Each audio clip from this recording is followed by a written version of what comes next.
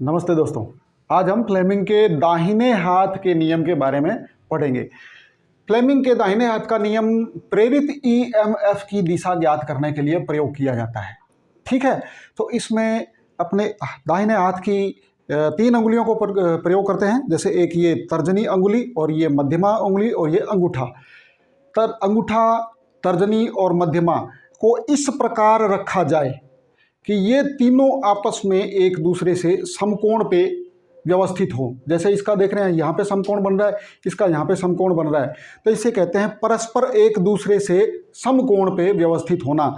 तो जब ये तीनों अंगुलियां एक दूसरे से समकोण पे व्यवस्थित होगी तो अंगूठा उस स्थिति में गति की दिशा को इंगित करता है, तो तर्जनी चुंबकीय फ्लक्स की दिशा को इंगित करेगी।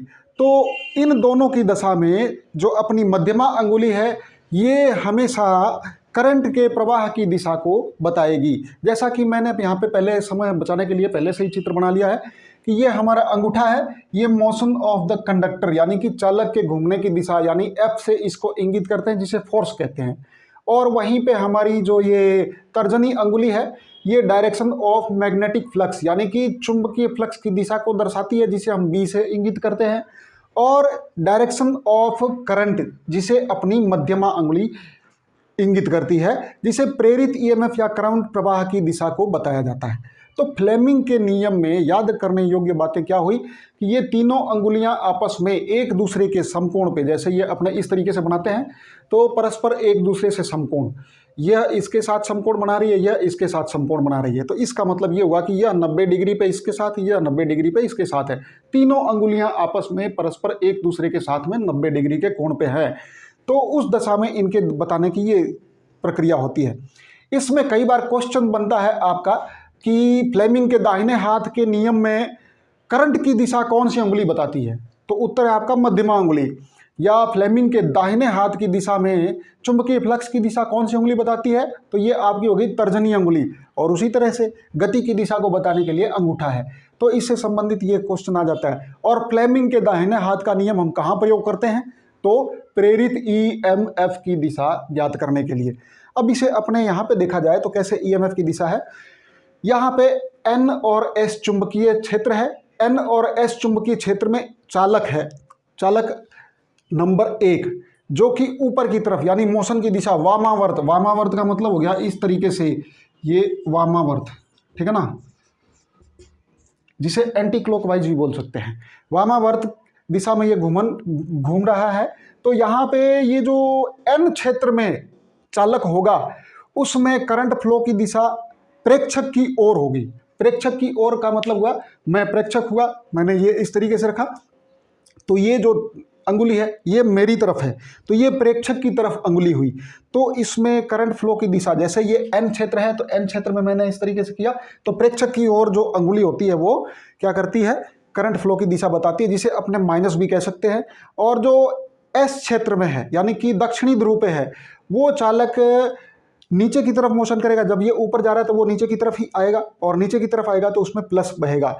इसे हम इस तरीके से ले लें कि एक तीर जो होता है वो इस तरीके से होता है, जैसे अपने कहें ये, और यहाँ से ये इस तरीके से बना होता है, ठीक है। तो ये सिरा जो है इसको नुकीला अपने दिखा दिया गया, और ये सिरा जो है इसको प्लस के रूप में दिखा दिया गया है, ठीक है। पीछे से अपने इसको देखेंगे तो इसी तरीके से होता है ये, ठीक है ना। इस तरीके से तीर की कल्पना करते हैं तो इस तरीके से बना हुआ है अपना तीर। तो कहने का तात्पर्य ये हुआ कि जब हम इस तीर के हिसाब से देखेंगे तो ये जो है प्रेक्षक की ओर करंट आता हुआ दिखाई देगा, जिसे हम ये इस तरीका का बिंदु के रूप में इंगित कर रहे हैं, चालक नंबर 1 के रूप में। और प्रेक्षक से दूर यानी एस क्षेत्र में का कहने का मतलब ये हुआ कि ये मोशन की दिशा हो गई, ये मोशन की दिशा, चुंबकीय फ्लक्स जो है अपना उधर से इधर आ ही रहा है, और ये करंट की दिशा यानी कि इधर से इधर करंट बहना शुरू हो गया। तो ये कैसा हुआ, प्रथागत दिशा है करंट बहाव का। प्रथागत यानी कि जैसा कि हम शुरू से पढ़ते आए हैं कि करंट बहने की दिशा प्लस से माइनस की ओर होती है, जबकि वर्तमान में यह एक बदलाव हुआ है। इसमें करंट के बहाव की दिशा माइनस से प्लस की ओर होती है, क्योंकि इलेक्ट्रॉन उधर से अधिक जाएंगे जिसके पास इलेक्ट्रॉन की बहुलता होगी। तो इलेक्ट्रॉन की बहुलता वाला परमाणु ही अपना इलेक्ट्रॉन त्याग सकता है और दूसरे को दे सकता है। तो इसलिए करंट फ्लो की दिशा जो होती है वो माइनस से प्लस की ओर होती है। लेकिन इस पे ये पढ़ने के लिए हमने इसको समझने के लिए जैसे प्रथागत रूप में अपने जो लगातार चला आ रहा है उसमें अपने इसको यही कहते हैं कि भाई प्लस से माइनस की ओर, जबकि एक्चुअली क्या है, माइनस से प्लस की ओर चलती है। तो कुल मिलाकर के हमारे कहने का तात्पर्य ये हुआ कि फ्लेमिंग के दाहिने हाथ के नियम में जो बनने वाले क्वेश्चन हैं वो इन तीनों अंगुलियों पे कितने डिग्री का कोण बनता है, 90 डिग्री का बनता है।